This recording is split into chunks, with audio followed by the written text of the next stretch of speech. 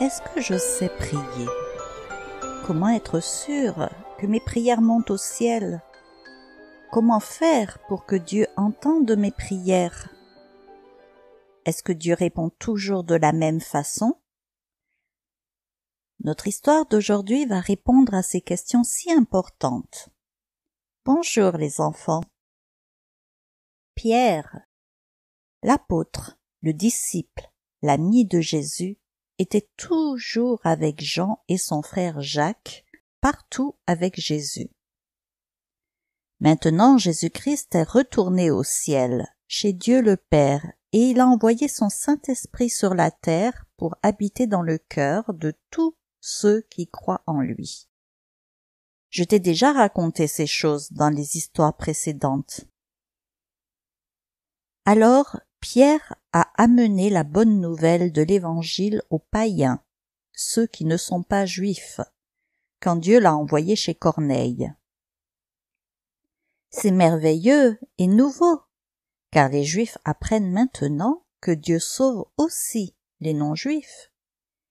Il y a de plus en plus de chrétiens, et les Juifs les détestent. Eux, ils attendent un sauveur qui va être le roi, qui va les délivrer des Romains et de toute injustice sur cette terre. Et c'est vrai que Jésus le fera plus tard, mais pour l'instant, il veut habiter dans les cœurs par son esprit. Alors le roi actuel, Hérode, veut plaire aux Juifs et attaque les chrétiens en leur faisant beaucoup de mal. Il fait mourir par l'épée Jacques, le frère de Jean et ami de Pierre. C'est terrible et tellement triste. Les ennemis juifs sont très contents, et c'est un temps vraiment difficile pour les chrétiens de Jérusalem. Ils prient et supplient Dieu. Mais Hérode recommence, et cette fois-ci, il fait arrêter Pierre et le jette en prison pendant la Pâque. Mais Hérode n'est pas tranquille. Tu sais ce qu'il fait? Il met 4 équipes de 4 soldats chacune pour surveiller Pierre, car tu te souviens, une fois, Pierre et Jean avaient été libérés de prison miraculeusement. Pourtant, les chrétiens ne sont pas violents. Ils ne sont ni des soldats, ni une armée. Car Jésus leur a appris à se battre autrement. Leurs armes, c'est l'amour, la vérité, le pardon, la prière. Ce sont des armes spirituelles. La Bible nous dit que nous sommes des soldats spirituels. Les chrétiens ne rendent pas le mal pour le mal, et ils comptent sur le secours de Dieu.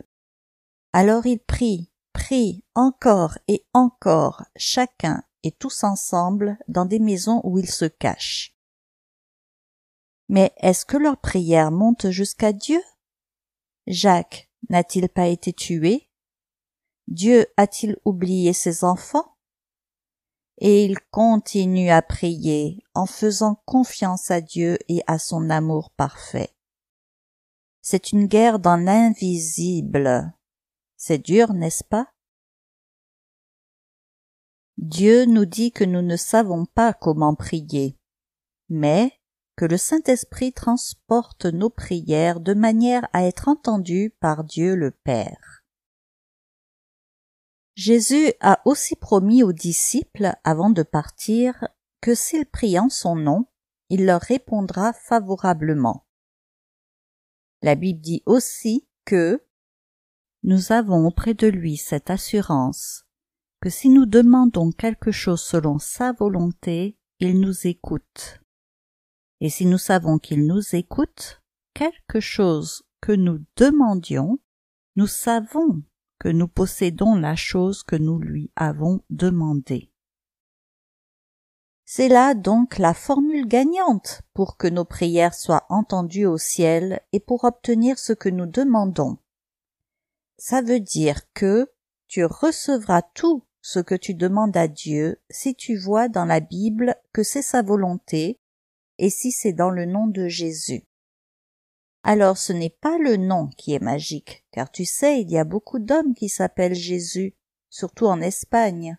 Non, ça veut dire si c'est selon la vie de Jésus, comme on le voit dans la Bible. Par exemple, si tu demandes un jouet, ce n'est pas ce que la Bible enseigne. Ou si tu demandes un malheur pour ton ennemi, c'est contre ce que Jésus a vécu. Donc tu ne l'auras pas. Il n'a pas promis de nous guérir de nos maladies ou de nous éviter la souffrance, puisque tu vois dans la Bible que Jésus a beaucoup souffert. Tu peux le lui demander, et il peut te l'accorder, même ton jouet, mais rien ne l'y oblige, et tu dois l'accepter. Le repos, la joie, le bonheur nous sont promis pour le ciel, donc nous les aurons à ce moment-là. Il y a encore une dernière condition pour recevoir une bonne réponse à nos prières. Il faut les faire par la foi, en croyant que Dieu va les accomplir. Toujours uniquement selon ce que la Bible nous enseigne. Alors, crois-tu que Dieu va libérer Pierre ou qu'il va mourir comme Jacques? Tu le sauras dans la prochaine histoire.